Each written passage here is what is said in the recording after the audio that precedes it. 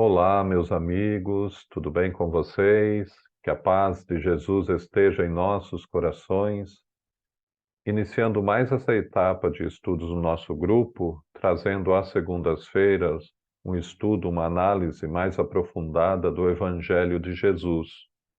Fazendo isso para que, estudando a vida e os ensinos de Jesus de forma mais detida, com carinho e atenção, encontremos efetivamente Jesus em nossos corações.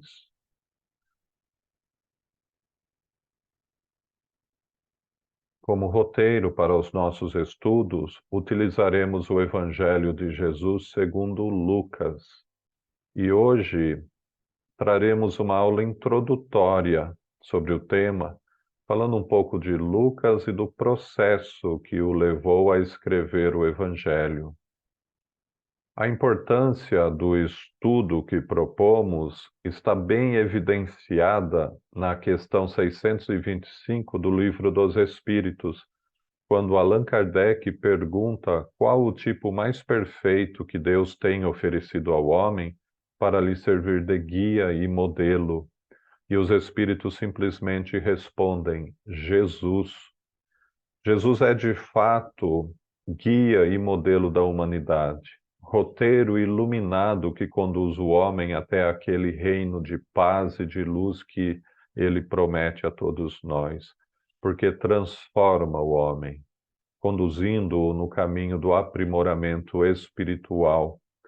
E como utilizar Jesus como guia e modelo se não conhecemos da sua vida e não compreendemos direito os seus ensinos?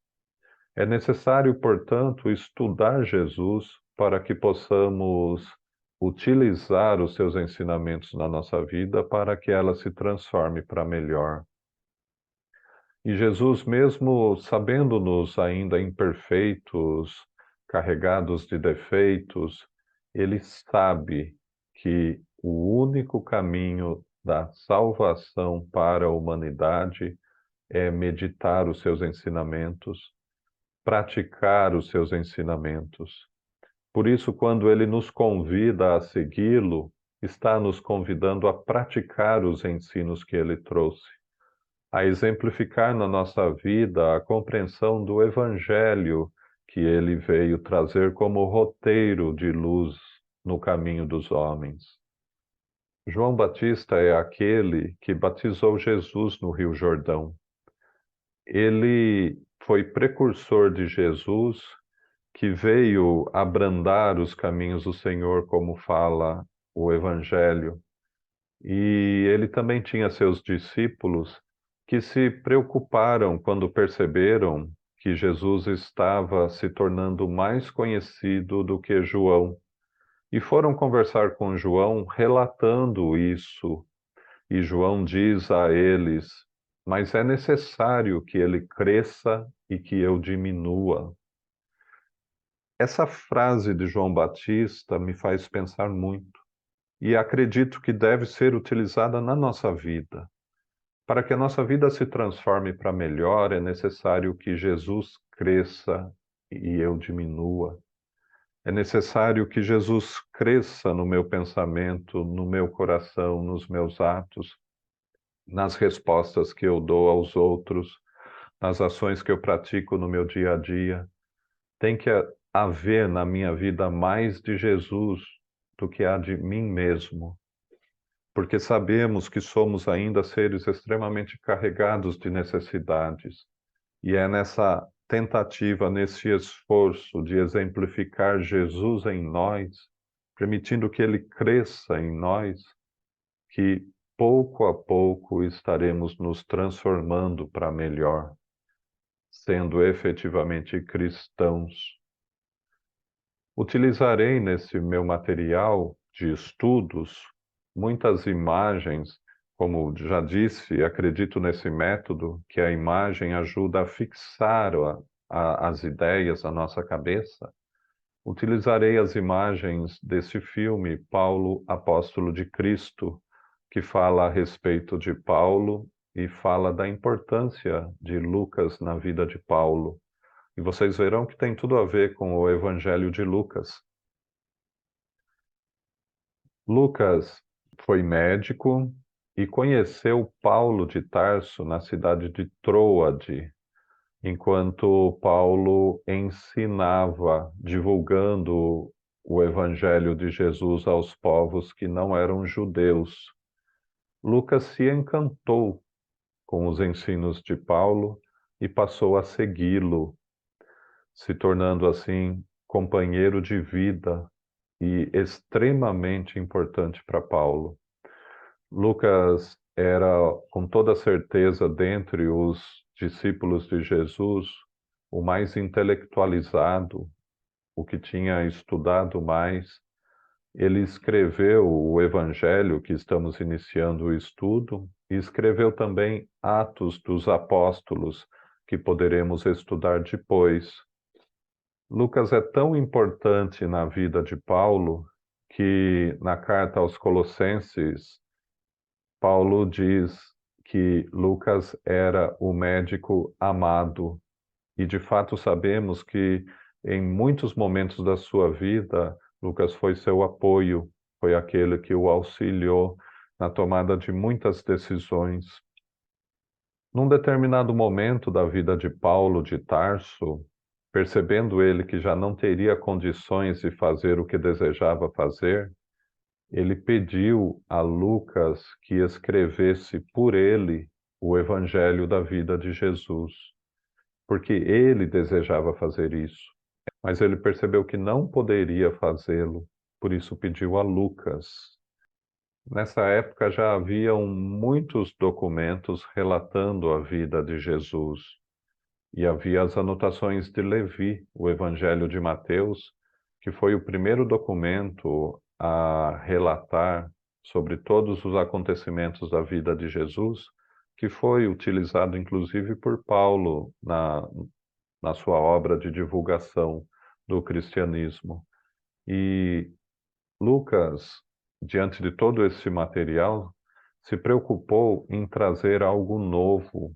E exatamente por isso que ele diz que sabe que já haviam muitos documentos relatando a vida de Jesus, mas que ele buscou aquelas que foram testemunhas da vida de Jesus, fazendo um trabalho detalhado, um trabalho de pesquisa com essas pessoas, inclusive com Maria, mãe de Jesus, para reunir o necessário e escrever o seu evangelho, que é, dos 4 evangelhos aceitos, o mais extenso, o que tem mais conteúdo e detalhes. Certamente, como resultado desse grande trabalho de pesquisa que ele fez antes de iniciar o seu próprio relato. Notem que no início do seu evangelho, ele diz que está escrevendo esse evangelho para Teófilo. E algumas pessoas acreditam que Teófilo seria uma figura distinta na sociedade da época e que, não querendo divulgar o nome verdadeiro dessa pessoa, Lucas teria colocado esse nome Teófilo, que significa amigo de Deus. Mas me parece, acompanhando uma outra corrente, que Lucas escreveu este seu evangelho a uma comunidade cristã que ele chama Teófilo. Quando ele diz Teófilo, portanto, ele está se referindo a essa comunidade de cristãos. E, como eu disse, no Evangelho de Lucas encontramos, nesse trabalho primoroso de pesquisa que ele realizou, muitas passagens da vida de Jesus que não estão nos outros evangelhos. Sabemos que as anotações de Levi, né, o Evangelho de Mateus, foi o primeiro trabalho a respeito da vida de Jesus, e Mateus, que sabemos era o publicano, que também tinha algum conhecimento intelectual, ele foi, durante a vida de Jesus, anotando muitas daquelas passagens que depois ele resumiu criando o primeiro evangelho. Sobre Marcos, sabemos que ele também acompanhou Paulo. Ele era sobrinho de Barnabé, que foi um grande amigo e que acompanhou Paulo durante as primeiras viagens de divulgação do Evangelho. E curioso que Paulo não gostava muito de Marcos inicialmente, achando que ele era imaturo, mas principalmente para ensinar aos romanos, Marcos escreveu o seu Evangelho, que é o único evangelho escrito em latim.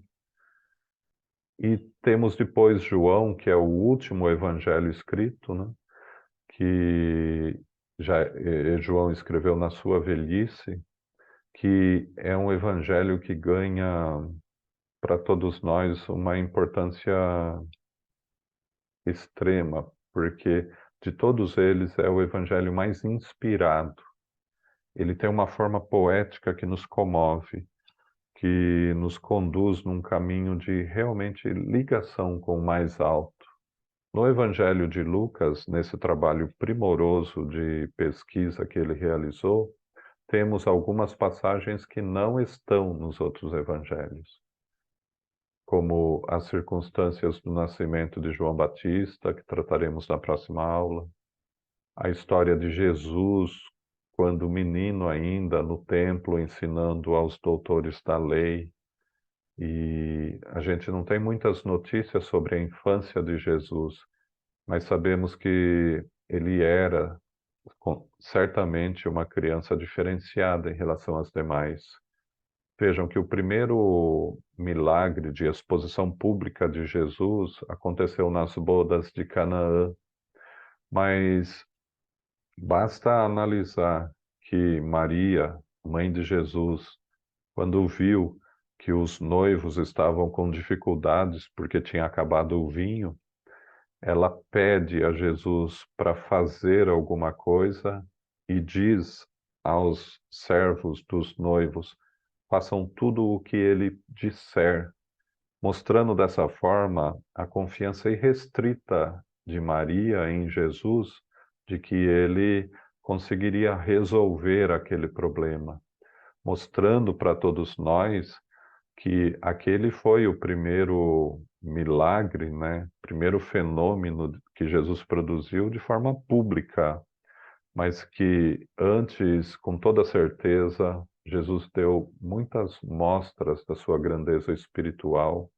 da sua origem, que levou certamente Maria a ter essa confiança em tudo o que Jesus fazia. A parábola do bom samaritano, que serve para todos nós nas nossas reflexões, a parábola do filho pródigo, que é bastante comentada por Joana de Ângeles na sua obra, e que teremos a oportunidade de comentar em especial, a história do rico e do mendigo Lázaro, a história dos 10 leprosos, que é bem interessante, e o relato belíssimo de Jesus aparecendo aos discípulos na estrada de Emaús. Vejam, portanto, que escolhi este primeiro evangelho, o de Lucas, exatamente por ser o mais completo da vida de Jesus, porque traz tudo o que é relatado nos demais evangelhos e, além disso, traz algumas passagens inéditas e vai servir a esse nosso trabalho de estudo, de análise e de reflexão sobre a vida de Jesus, para que todos tenhamos de fato uma compreensão melhor sobre Jesus e possamos senti-lo mais intensamente na nossa vida.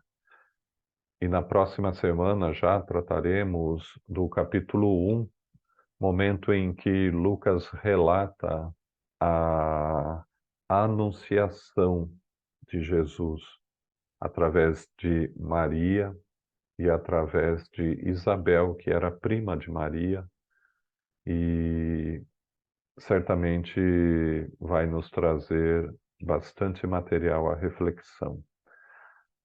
Portanto, aguardamos a todos na próxima semana para o início do estudo do capítulo 1 do Evangelho de Jesus, segundo Lucas. Que Jesus nos abençoe a todos.